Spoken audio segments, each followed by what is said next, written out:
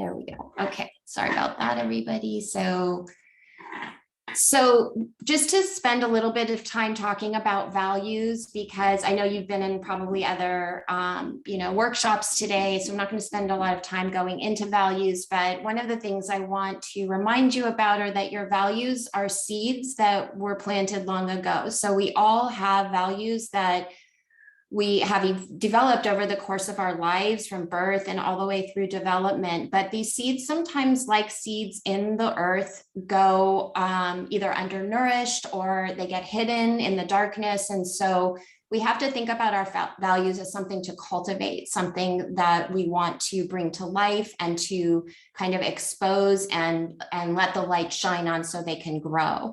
And so everyone has values. And sometimes what happens, I think, in our culture and for a lot of us is that our values, when they're hidden and we're not connected to them, we feel really untethered from the world and we feel lost. So connecting to our values and unearthing them and really spending a lot of time understanding them is an important part of our physical health, of our physical, the relational health in our lives, all of these things that we depend on. So it's really great that you're here and taking these workshops to kind of uncover this.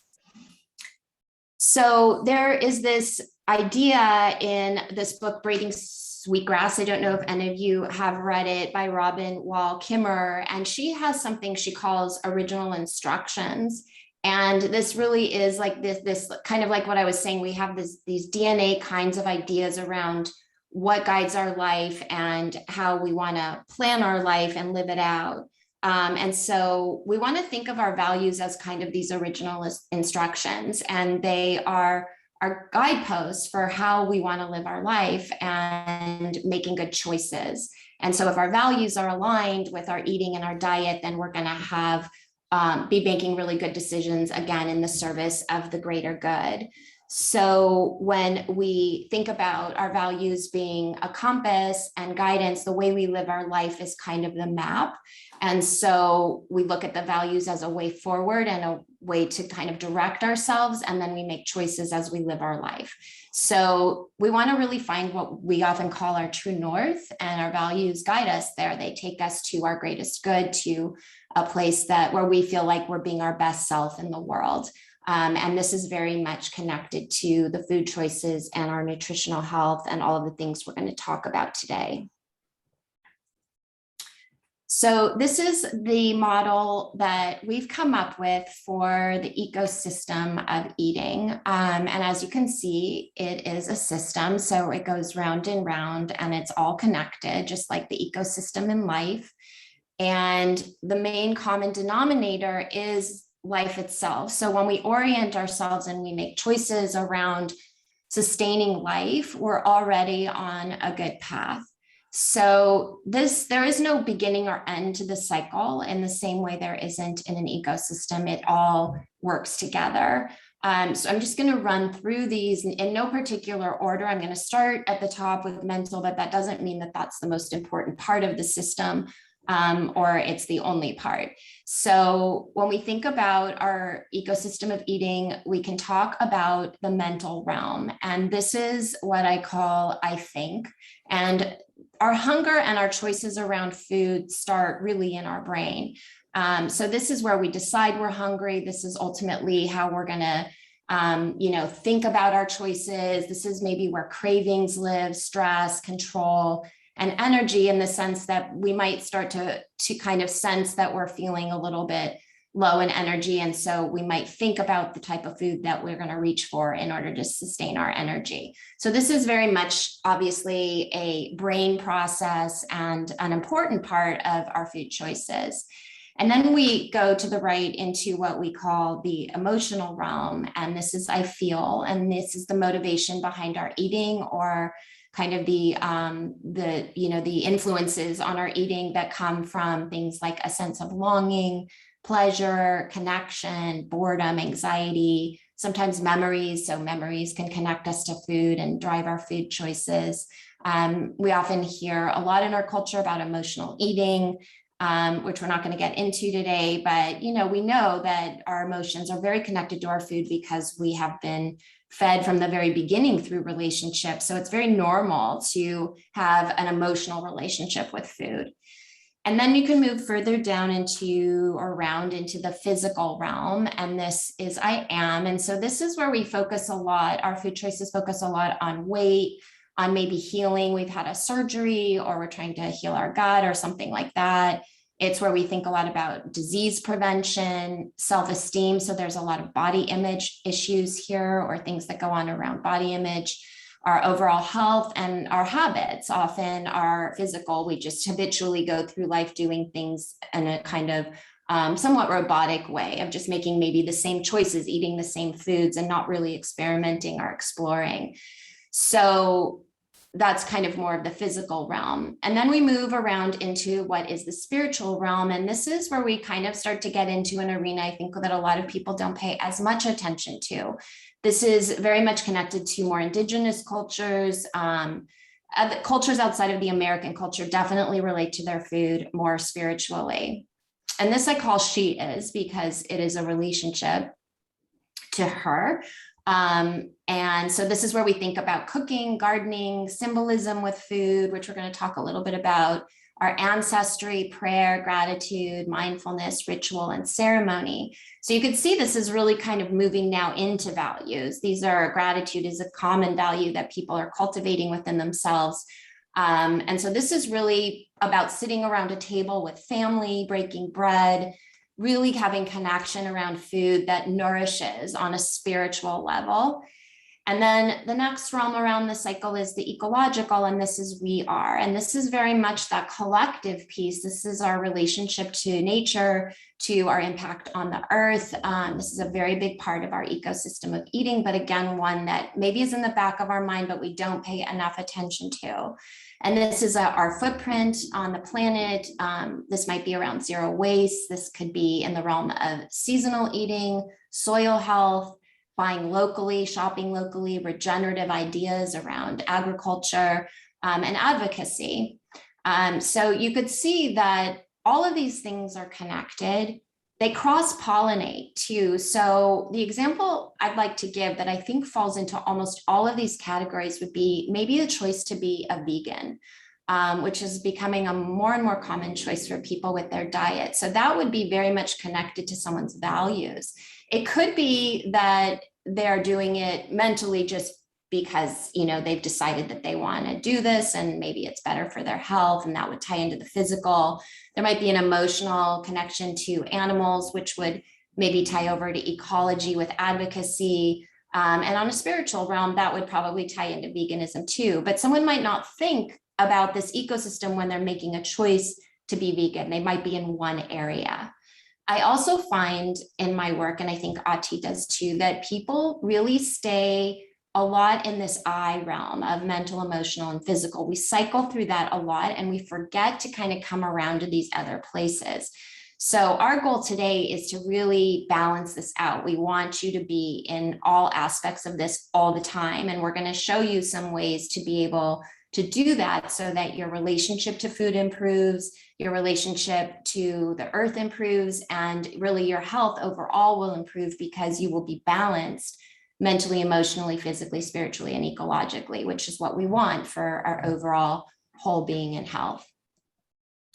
So there's going to be things that get in the way, obviously, and there are going to be some of these inner and outer influences. Some of the inner influences were in the previous slide, and those would probably be some of your more internal things that maybe it could be things around, you know, emotional eating or your relationship to food that goes back that therapeutically you could work through. But we also have these external influences, which are cultural, systemic, unconscious, and societal.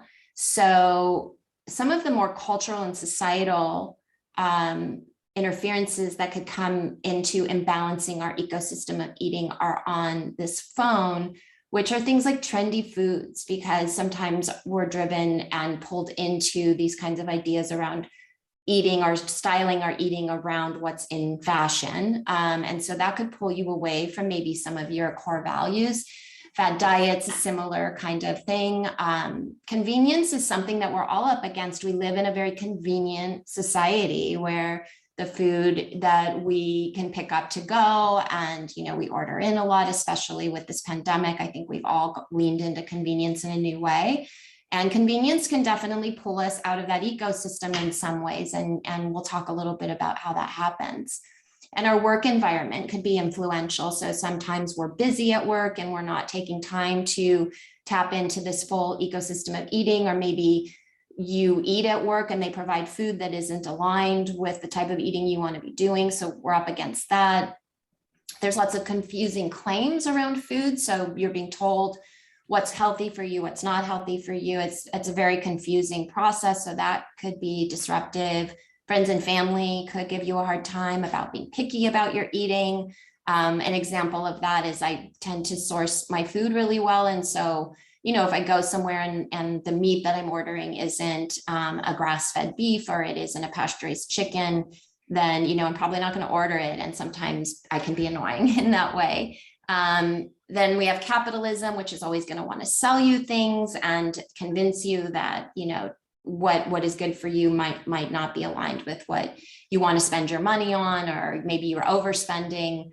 And then we have to always be mindful. We have food deserts, so sometimes food just isn't available. Some of these choices are harder because it's not available or accessible to all of us.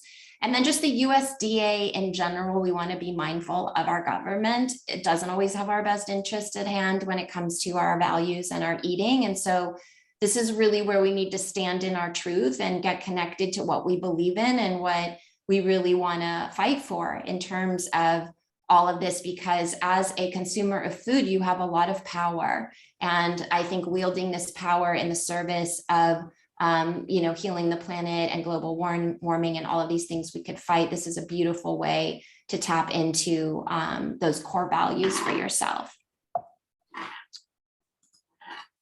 So when we align our values, it helps us be in relationship to our food and in rhythm with nature. We're more aligned, right? We're really paying attention to that ecosystem, to that flow, to the give and take of the natural kind of way that we relate to food and make choices. It shifts our perspective of food and eating. So now we have a much broader perspective. We're not just living in this I am or this I need or I want place of it's all about me and taking care of my health. We're opening it up to, wow, my choices make a difference. And when I'm healthier, the earth's healthier. And when I'm healthier, other people are healthier. So there's this much more reciprocal relationship. It also means everyone benefits and nothing is destroyed or wasted. This is what we're looking for, is really to tap into this idea that everything is nourished and reused. And we have this kind of way of being around our food and eating that nothing has to be, hurt or harmed, or including the earth, animals, things like that. And ultimately, it leads to a full spirit and a full belly. So instead of just trying to feed ourselves, on this personal level, we get to also feel good in spirit, and we get to feel good about the choices we're making. And it all comes together for full circle in making us all healthier in the long run. So one of the things, like when we were talking before about the seeds and the planting of the seeds, we have to realize that those seeds are there and they need to be cultivated. And so I'm going to talk a little bit about the cultivating part and the types of values that we could look at in terms of cultivation. And then Ati's going to talk a little more about what we call harvesting your values. So the more applicable aspects of how do we bring our values to the world, because it's not enough just to know them or to write them down on a piece of paper. We have to actually bring them into the world so that we can make the change and be the change that we want to be. So I'm going to share a few of the values that I practice in my own life, just as examples of how I'm thinking about this ecosystem and the way that I relate to my food and diet and choices. So the first one I want to talk about is humility as a value. When I relate to my food, I come at it from a very humble place. I am always recognizing where I am in the grand scheme of this ecosystem, which is pretty much nothing. I don't have a hierarchical kind of approach. I know that we often look at like food systems in terms of hierarchy or even pyramids, represent our pyramid of food is a hierarchy on some level, that things are better than others or more important than others. So I think when we practice humility, we recognize that we're all kind of equal. It also reminds me that to take my portion, that I don't want to take more than is needed, and that I make space, and I'm always aware that other people are in need as much as I am. And so being humble to the miraculousness and the incredible provision that has been given to us by food is a really beautiful value to connect to and to deepen your relationship to food. The next value I often consider is simplicity, and simplicity ties into waste and really trying to be mindful of only taking my share. So this is definitely connected to humility, knowing, that I have my portion and knowing my place. But also just really not taking more than I need. So I think a lot of times, I think there's a place for, more decadent eating and really going out and enjoying ourselves in a very king-like way. And there's a lot to be said about that. But I think in general, the simpler we can keep our eating and our diet, the better. And this has to do a lot with, which Ati's going to talk more about, with, eating whole foods, and really food being in its simplest form is the most delicious. And I think oftentimes we complicate things or add things, also this could be connected to like packaging of food. So really simplifying what I bring into my house, what I put into my body, and really just thinking about downsizing in the same way we might Marie Kondo our closet or our home, just really only keeping what's needed and using things in its purest form. And then a third value that I practice, which would seem probably one of the most common, is gratitude, just being grateful, obviously, for all that is provided. But the way that I look at gratitude is really through a lens of abundance. And so when I think about the food that's being provided to me by the earth and all of the farmers that grow the food, that just the extensive, kind of effort that's being made, and this constant flow of provision that I have, it just generates such a sense of gratitude in me. And what ends up happening when gratitude is in full form and really embodied is that it's a natural flow out. So when I feel a sense of abundance and provision, I have more to give, and it flows back out into the world. So gratitude to me is a really good model of reciprocation and a very beautiful representation of the ecosystem in general. So gratitude, Ati's going to talk about ways to apply gratitude in a more practical way. But for me, it's a spiritual practice because it really allows me to acknowledge and recognize all that has this fluid coming in, whether it's through water, food, anything that's sustaining me. I'm going to be grateful for because it's there, and I know it can be taken away at any time. And then lastly, I wanted to share a value that I have, which is accountability. And accountability is really personal. It's my accountability of my own actions and making sure that I stay true to my values and the things that I believe in. And sometimes this means I have to sacrifice certain things. It could be something as simple as eating a plant-based diet and not having any meat at a meal because I haven't been able to find any well-sourced, protein. It could be that I don't eat exactly what I want to eat because I couldn't make it to the farmer's market that day. Or it could be, that I'm going to choose not to buy a certain food because it's packaged in too much saran wrap or whatever it is. So I'm always having this accountability where I'm holding myself responsible for my choices and showing up in a way that is authentic to my values and what I believe in. And this is where my advocacy comes in and really why I'm here today presenting on this. So I think if we could all hold ourselves a little more accountable, we would see a really big shift in a lot of the things we're struggling with right now with our environment and the world.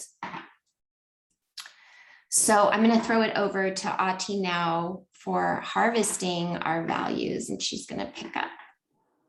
Thank you, Andra. This was excellent. Well, harvesting our values, as Andra said, when we plant those seeds, they're great to be, they're great to create and look at them, but then how can we implement them in our lives? How can we harvest those seeds so we can personally benefit and contribute to our environment? And for me, one of the first values that I am very big on is eating whole foods. Eating whole foods is at the core of my belief and my heart and my practice. Whole foods, why this is so valuable to our health as well as to our environment is because whole foods are what we are made of, what we thrive on. Whole foods are not made in laboratories and in factories. Whole foods come in their, just like this photo, come in their own natural form, shape, smell. They're not processed in any way. When you eat whole foods, you not only nourish your own body, your mind, and your well-being, you protect and nourish the Mother Earth. And I will get into some details as we go further. When you start eating whole foods, you protect the soil, you protect our environment, you support your local farmers and local businesses, you you have better air quality. If you want to take it a step further, is if you want to look into health benefits of eating whole foods, I can talk about this for days and days. And we have tons of scientific data available to us now that shows when you start eating whole foods, you really protect your health, you support your immune system, you nourish your body with a variety of micronutrients, fiber, vitamins, minerals, and you basically are taking care of that cycle that Andra just went over. The second best thing that you can do when you want to start eating whole foods, because for some people it's a big deal, it's a big change. When you want to start eating whole foods, I invite you to start with just one step at a time. If it's a lot for you, the first thing I always hear, which I was discussing this with Andra the other day, that it's the matter of time. The media is really bombarding us with all these advertisements about it, which they call healthy food, that they come in powder forms and shakes and pills, and they are marketing it as healthy foods because we don't have time. One thing you can do is, first of all, if something is being sold in the whole food, in your local health food markets, it doesn't mean they're healthy. It doesn't mean they nourish your body. It doesn't mean that if they're being marketed as health food and they are being sold in your local health food stores, that definitely doesn't mean that they are good for your body and for our environment. You can start by just eating less processed foods that come in packages. By doing that, you are already making a big step. Eating frozen vegetables and fruits, because they're kind of processed, minimally processed. It's one of the best things you can do for yourself in the world of processed foods. And a lot of times they do come in packages. That's okay, because that allows you to have fruits and vegetables available to you all year round. buy more locally grown fruits and vegetables, produce, and your food products. By doing that, you are avoiding waste. You are decreasing your the negative impacts on the environment and then at the same time, you are taking charge of your health.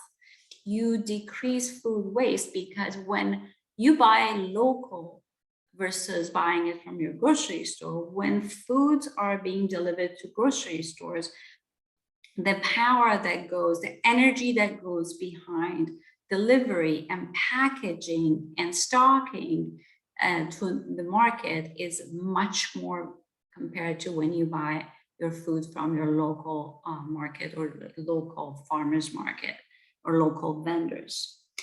When possible, eat local and eat from restaurants that they carry local ingredients. These are the little things you can start with. One of the biggest things that it sounds very, easy, but it has a huge impact is reduce your consumption of meat and dairy. Your body will appreciate it, and your environment will, you will definitely appreciate it, because when you eat less dairy product and meat, whatever meat, chicken, beef, doesn't matter where it's sourced, you are definitely contributing to the system. One thing I want to share with everyone is the first thing I recommend is, if you want to make a big change of not eating processed foods, I encourage you to start reading the food labels. If you are a person that buys a lot of packaged foods and you have families or you don't have time, you very much depend on packaged foods, I always recommend by educating yourself by starting reading the food labels.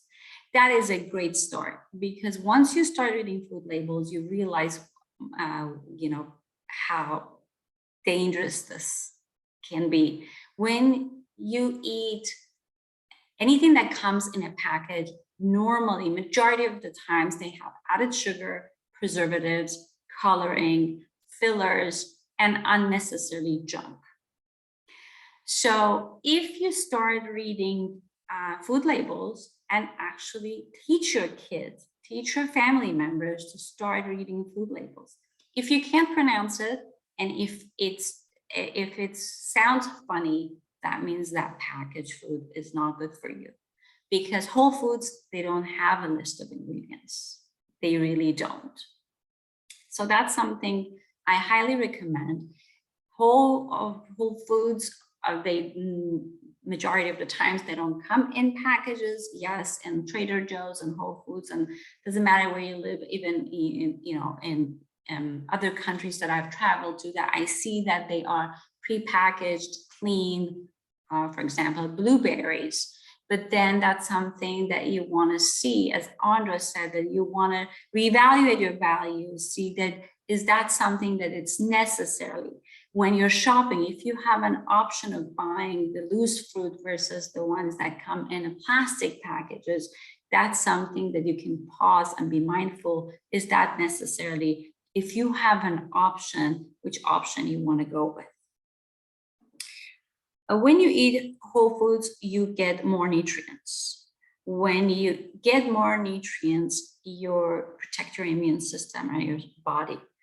When you protect your immune system and your body with nourishing foods, you feel better, you have more energy, you have more control of your weight. Believe it or not, the less packaged food you eat, the less food cravings and crazy cravings you get. The more real food you eat, the more satisfied you become. And the other thing is, when you eat whole foods, it prevents having nutrient deficiencies, because majority of packaged foods that they come in boxes, they rob off of nutrients. They're heavily processed. What they are full of is sugar and processed starches. Those are the main ingredients, and inflammatory oils. So that's something that you can think about. Andra, do you want to move to the next one? Great. My second value is the value of cooking. When you cook your meals, you take charge of your health. When you start cooking your meals, you start protecting your health and your family. It's much bigger than that. I'm not talking about having a culinary degree. You can start by educating yourself, just by buying the right knife, with the right cutting board, with the right cooking utensils. You can really change your cooking experience. With a little bit of education, you can take charge of your well-being. Cooking brings people together. The value of cooking has been appreciated for centuries. Unfortunately, this past 100 years, and we have lost that value. And with the marketing and it's now global, that what is being marketed as normal is, unfortunately, it's been the cause of us losing the value of home cooked meals, because we don't have the time. We think if we put time to cook, it's a lost time. As a matter of the fact, it's the opposite. Cooking brings the families together. Cooking makes you closer to your family members or partner and your children. Cooking is an opportunity for you to connect to the food that you're consuming and be more mindful of how much you're eating, what goes in your food. I have also worked in a restaurant. You have no idea what goes in your meals when you dine out. Even the healthiest restaurants, they still add different ingredients that you would never make at home. When you cook at home, you save money. You definitely reduce your sugar and preservative contents, and you eat a variety of different ingredients, because when you dine out, you tend to eat the same thing over and over that you like and that works for you. So I highly recommend exploring this value if you still haven't. Cooking is also relaxing and therapeutic for a lot of people. It sure is for me. When I am down, or when I am frustrated, or if I need to just unwind, a lot of times I start cooking. The other thing that I wanted to talk about when it comes to our environment is that the energy that goes behind a commercial kitchen is much more, the energy that is consumed is much more than the energy consumed at a home kitchen. So that's something that you can think about. When you cook at home, you waste less. A lot of times in restaurants, when people are cooking, regardless of how careful they are, there's just a lot more waste. Then my third value would be the value of eating mindfully. What does that mean? When you eat mindfully, basically you pause before eating. You think about your how you're feeling. How am I really hungry, or am I turning to food for other reasons? Is it an escape? Is it a distraction? Mindful eating has been proven to that you actually eat less food. You become more satisfied with less food. When you eat mindfully, your digestion it's much better for your digestion with eating less. So a lot of times, unfortunately, at the time that we're living, a lot of times people eat on the go. They don't set a time to eat their breakfast, lunch, snack, or dinner. I highly recommend set some time to eat, especially during the pandemic. A lot of us are working from home and working virtually. I never say never. I end up doing it myself, but I am now more mindful that I don't eat when I'm having a meeting, or I don't eat on the go. If you want something fast, be mindful that maybe you can make a smoothie that at least you can sip on. And one other thing that I recommend is set some time to eat without distraction, without your phone, without your computer.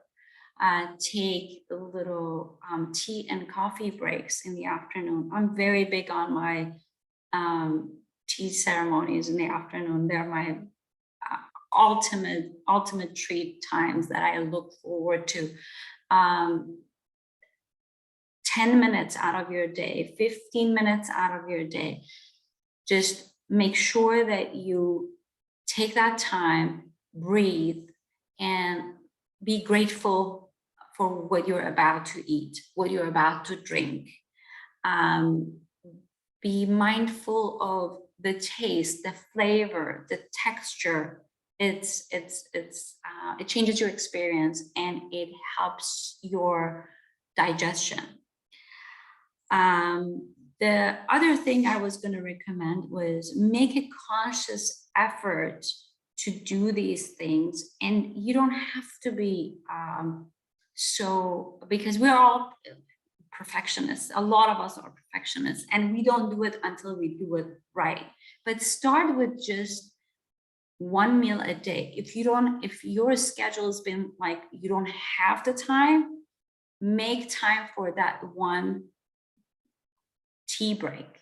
Make time for that little breakfast time, 15 minutes out of your time to eat mindfully, to drink your coffee mindfully, to take a break from your cell phone and your computers. I know it's the hardest thing, especially in the mornings. That helps you implement mindfully. Well, if you have any questions, I'll be more than happy to answer them. These, as Andra said, these values are very individual, but we have had them, we've carried them in our lives, and some of them are just what we went through today is it might be a repeat for many of you, but it's definitely a great reminder for all of us, especially during these difficult times that we're in right now. This past 2 years has not been easy. Our lifestyles have changed. Our community has changed. The way we work, the way we eat, the way everything has changed. So I actually look at this opportunity and this presentation to remind myself to keep these values and actually implement them in my daily life. Thank you, Andra. Let me know, any of you, if you have any questions, if you want to just, turn off I mean, you turn on your microphones, everybody's microphones are off. If you have any questions or if you want to type in anything, I will be more than happy to answer your questions. Yeah, I think this is a good time to pause and see if anybody wants to share anything or does have any questions before we move into our exercise, our values exercise. Yes. I guess everybody's, I don't see any chat. Okay. I don't see anything in the chat area. I want to just go back as people maybe are thinking about things they want to ask. I want to go back to this model and just kind of like, you know, reflect for a minute on where these things you were talking about, Ati, fit in here, because they're just such beautiful examples of the cross-pollination we were talking about. So, you know, this idea of whole foods being very much in the physical realm of health and wellness, very much in the ecological realm.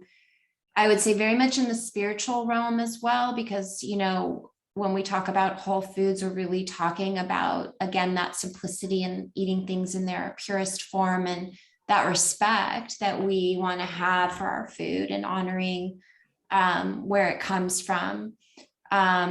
And then emotionally, you know, I think when we're eating whole foods, not only is it good for us physically, like you were saying, but, you know, it really touches the heart to like eat something whole. It's just, it's, if you think about anything that's fragmented or has been tampered with or has been through a destructive process, whether that is an apple or a pig or anything that's in our food system, it's been altered in some way. And so when we can get to the source, when we can explore things and eat things and touch things that are from its truest source, that is a real gift on every level. And then the cooking piece, you know, also, I think you touched on, you know, the aspect of like even describing your experience of cooking. For me, it's also very much a spiritual experience. And it also connects me to the ecological because I'm very aware of what I'm putting, like as I'm cooking and preparing and unpackaging things, I'm very aware of the ecological footprint. And, you know, and when I cook, I also tend to, you know, it's often for other people. So there's that emotional connection piece, and it's good for our nervous system to be cooking because it's calming. So that one fits in everywhere as well. And being mindful, obviously, also very spiritual, very ecological, very emotional, physical realm. The only cycle, the only piece of this, I think this whole ecosystem where we don't live as much, I think, when we talk about all these things we've shared, is mental. I think that our mental thinking and our brain can often be one of the obstacles. I think when we overthink things or we are impulsive in our choices, this is often a mental process. So slowing things down and really paying attention to how we can balance our mental thinking and experience of the world with these other pieces really just calms the whole system down. And again, this is all in the service of life and preserving life. If that is our main value and fundamental, you know, kind of tether is life, I don't think we can make any wrong choices. And that's always going to be a North Star for me, for sure. So that was a beautiful sharing. So if no one wants to pick our brain about nutrition or ecology or anything, we'll move on. So just chime in if you have any questions or want to share anything. This is the part of the presentation where we want to invite you to, you know, kind of reflect on starting to tap into cultivating and harvesting those values. So these are some of the things that we recommend maybe you could think about, and you can take a moment right now to see if you can answer any of these questions for yourself. So one is, what is most important to me in the world? It's a big question, could be an existential question, but if you really ask yourself that, it usually comes pretty quickly. And that can be kind of a resource or a guide into a deeper value that you want to connect with. You could also ask, what breaks my heart? This is something that there's an author named Joanna Macy who wrote a book called The Work That Reconnects. And she often says that we look where our heart breaks for the things that we value the most in the world. So if there's something that really pulls at you, but you've been ignoring or you've been thinking about doing, this is a good time to tap into that value. What am I most connected to? Sometimes we don't pause to think about that. We don't often realize how connected to nature we are. I often ask people, when I ask people this question, it's almost always nature. That's like 90% of the time, that's the answer. And often I will ask people, what is your earliest memory? And that also is often nature. It'll be climbing a tree or playing in my cul-de-sac or being outside till dark, things like that. So really thinking about what am I most connected to and letting that tap into your values. Another interesting place you could ponder is what upsets or irritates me. And when I teach about values, I often offer this question because we don't realize that sometimes when we get annoyed or we get triggered by things in life, it's because it's violating a value. And so when, like, for example, if you live somewhere and you've been cut off in traffic by a car, and that irritates you, what is that triggering for you? Like what is violated in you by someone doing that act? And it could be respect, it could be honor, it could be a lot of things. And so this is a place that we often think we're annoyed with ourselves for being annoyed, but it's a message and it's an opportunity to understand what the value is that is being triggered. So you could ask, what helps me to be and feel whole? Where in the world, or what you're putting in your body, or what is a lifestyle choice, anything where you can kind of tap into, you feel like the most complete and the most well-rounded. You could ask, what sustains me? This would tap into things like gratitude, because when we contemplate what sustains us, it really connects us to what allows us to be alive and to flourish and to be able to live these healthy, happy lives that we want to live.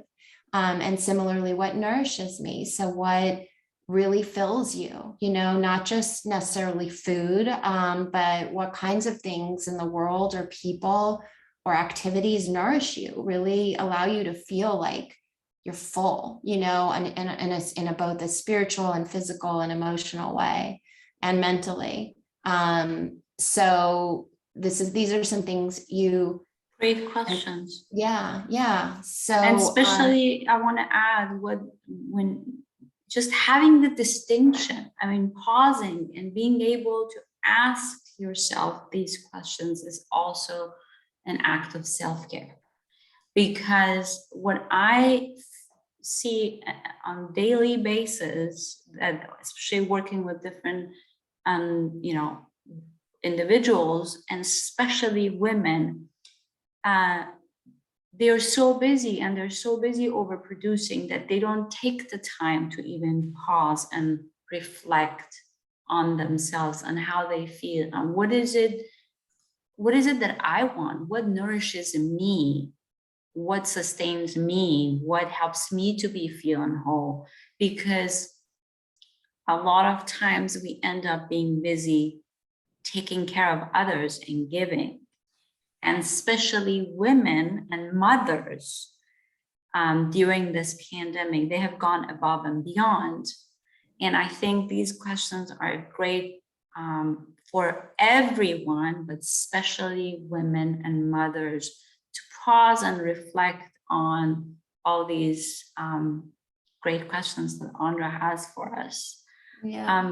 I have a question from Kristen. Yeah. I have lots of family friends that are trying to eat less meat, and they have gotten really into Impossible and Beyond Meat. I want to tell them that's actually not really healthy for them, but I always forget why. Can you please explain? Would you like me to explain, or you want to explain? Go ahead. Sure. Mm-hmm. So this is one of my favorite subjects. It's a really good question. I know, I love it. the Impossible and Beyond burgers, all these plant-based burgers, again, they have been marketed as healthy. Why aren't they good for you and your health and for the environment? So the first thing first is Beyond Meat and Impossible, and all of them, there's just now a lot of them out there worldwide. They are made out of processed foods. They have colorings, they have starches, and they have inflammatory processed oils. If you read the ingredient list, you won't recognize half of the ingredients. One of their marketing strategy is it's made out of pea protein with beet concentrate juice and potassium phosphate, I believe, one of them. I mean, there's just so many bizarre ingredients. And almost every single one of them, they have highly processed oils like sunflower oil or safflower oil or even canola oil, which is being marketed as healthy oils. So if you want to have meatless patties, make your own. Why? Because what you're buying, again, is a processed junk. You might as well just, if you can have the real meat, grass-fed, organic, local meat, it's much better for your health and for the environment, because the energy and the manpower then that goes behind the Beyond Burger, an Impossible Burger, it's much more. The second thing is, when you read the ingredients list, always remember one thing. Do you recognize those ingredients? Would you buy those ingredients in your local supermarket? Can you buy them in your local supermarket? Can you buy potassium sulfate? Can you buy potato starch? Does potato starch or corn starch and other starches, do they have any nutritional values? Are there any scientific data available on, let's say, potato starch on being a healthy food ingredient? But if you really want to make your own meatless patties, there are great options available. You can use the recipes that you can make them and actually store them in the freezer or in the fridge for a few days. That's one answer. The second thing is, if you have family members that they will tell you, which I have had clients and family members myself, that they tell you it tastes good, it really tastes good, but it's not made with meat. Just please remind them, whatever that tastes good and it's marketed as plant-based, it doesn't mean it's healthy for you. Did I answer your question, Kristen? And Andra, if you want to add anything, please do.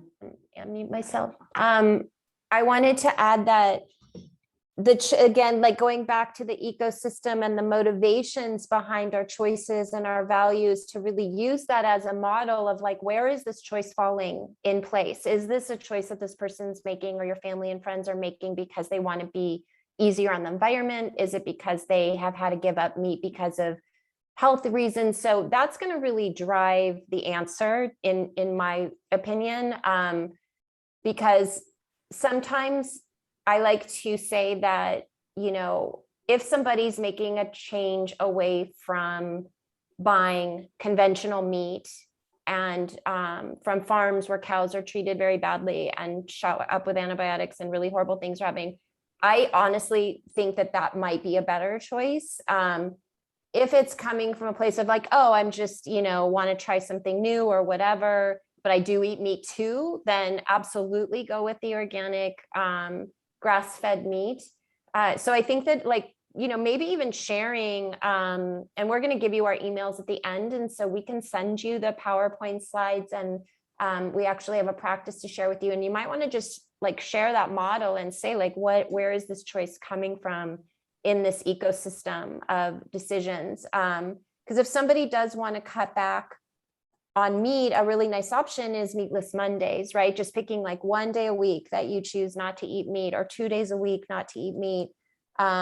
So yeah, so I think that's all that I would add to that, is that it's overall not great for you.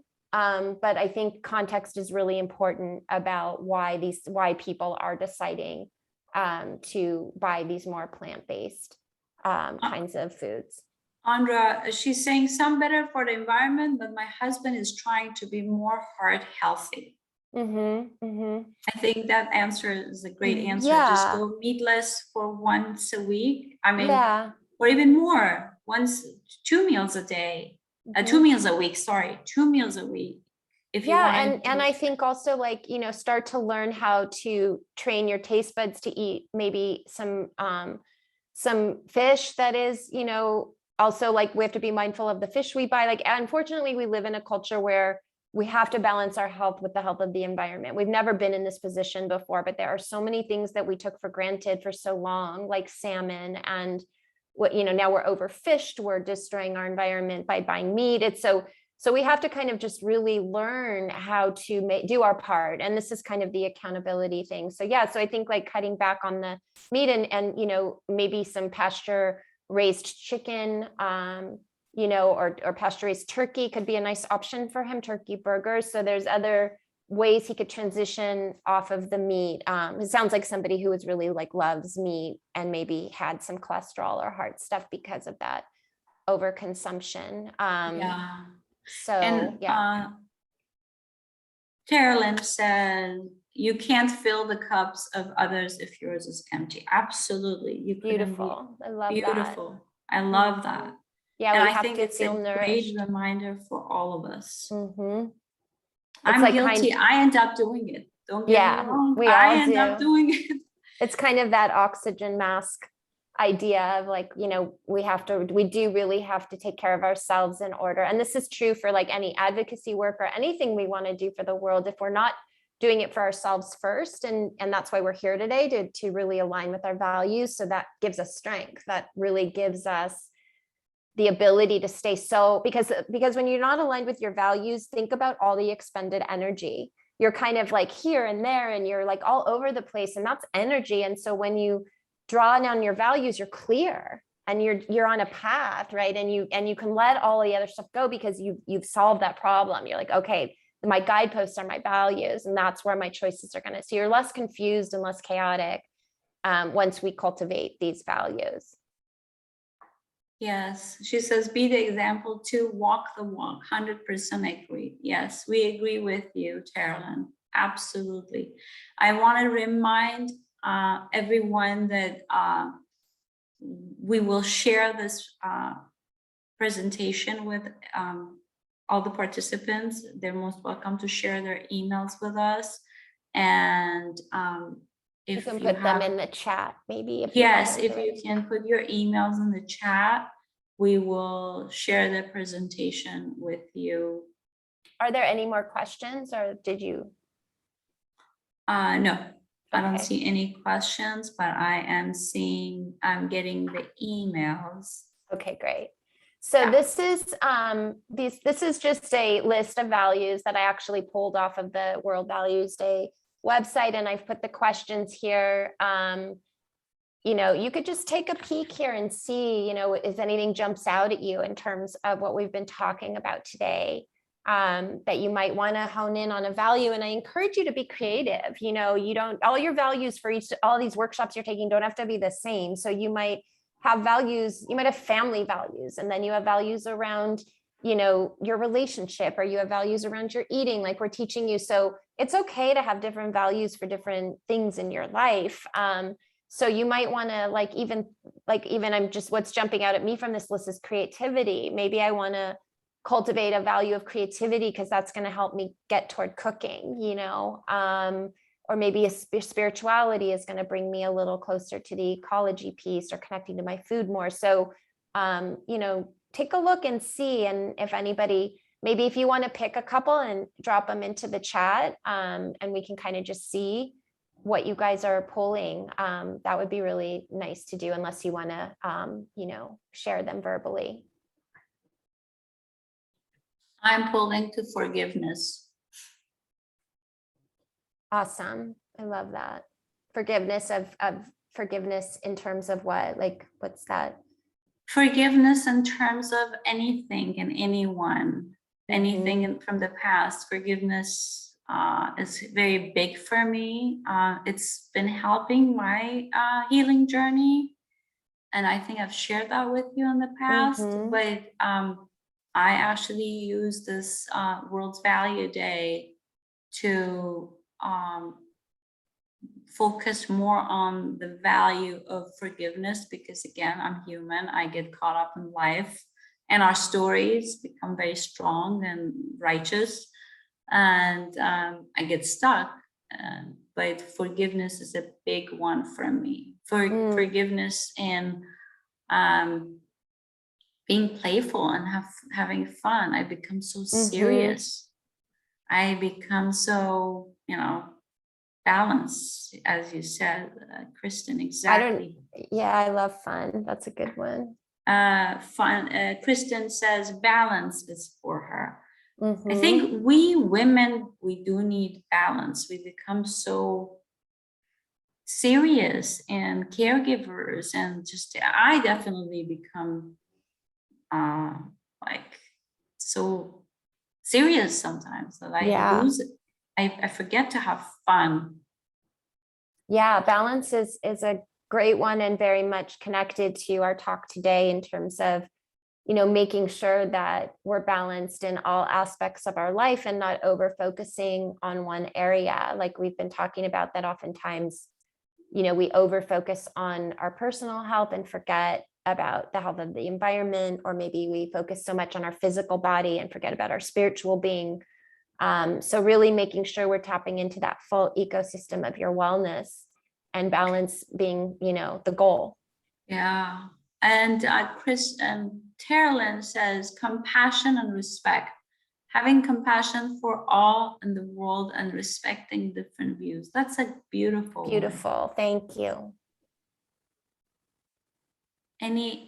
What about you? For you, what do you have, Andra? Well, creativity, and some of mine are already on here, that I shared today.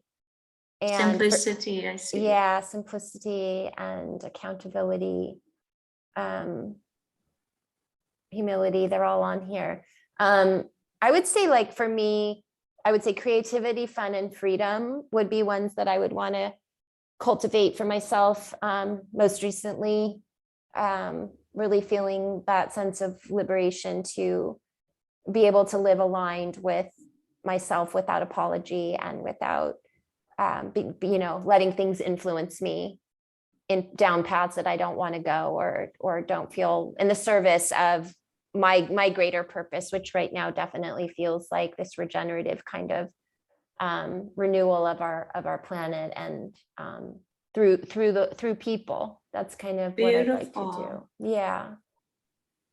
Beautiful. So, okay, awesome. And so this is something that we'll share with you. Also, I could share this as a different PDF, and I wanted to just use this as a take-home practice with this beautiful quote by this author, Ted Andrews, who wrote a book called Nature Speaks. He's no longer living, but he's like the most beautiful human being, or was, and still stands to be a beautiful spirit. But so he writes, trees are living creatures, their spirits are gentle and strong, and they hold great affection for humans.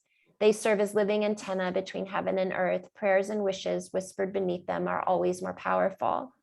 And so I have this practice for you to what I call rooting your core values. And it's a practice where you can take, once you hone in on your values from this beautiful day, you can pick a couple that are really important to you. And this takes you through a practice of working with nature and embodying them. Because I think that, you know, it's one thing to write them down and say we're going to do things, But the next step is really making a commitment, and really the earth and nature can be a powerful vessel for holding our intentions. And really learning how to then to bring it into the world. So this is like a very big beginning step to identify the values. So we'll send this to you as well, to your email, so you can practice that. Beautiful. Yeah, it's a really fun one. And then lastly, we just wanted to share, since we have a little bit of few minutes left, that there's this really cool thing called the Doctrine of Signatures, which basically says that the use and message of a plant is hidden in the form of the plant itself. So the plant is almost like a signature of health and well-being. And so you can see here that there's this philosophy that is an ancient philosophy that a lot of Western doctors and Eastern medicine still uses to this day. I mean, these things are familiar, right? So the food looks like the body part it's good for. So like a carrot, you could see looks like the eyes, and we know that carrots, the beta carotene in carrots is good for your eyes. The avocado is good for the uterus. Tomatoes are good for your heart. Walnuts are good for your brain. Look at the similarity between those two. It's so beautiful. And grapes are good for your lungs. And so this is just another way to relate to your food, and to really, on a symbolic and spiritual level, really think about how nature really does show us, if we allow ourselves to see and embrace it in this way, what we need to be putting in our bodies. It's given to us as a gift in the form almost of a symbol or a picture.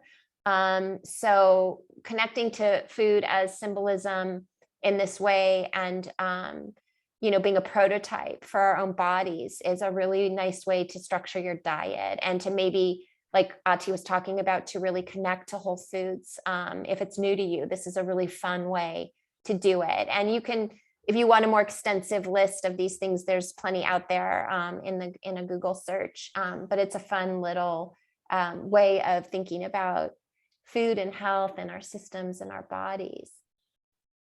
So that's all we have. So this is our information, and we're so grateful that you're here. And this is where you can reach us, and we would love to hear from you. If you have any questions, we're available. And we just are so appreciative that you showed up today. Thank you. Is there one more thing one more question in the chat? No, it's just Okay. another email. Okay, perfect. Okay, I want to make sure we didn't leave anybody behind. No. Okay, so I'm gonna let's see,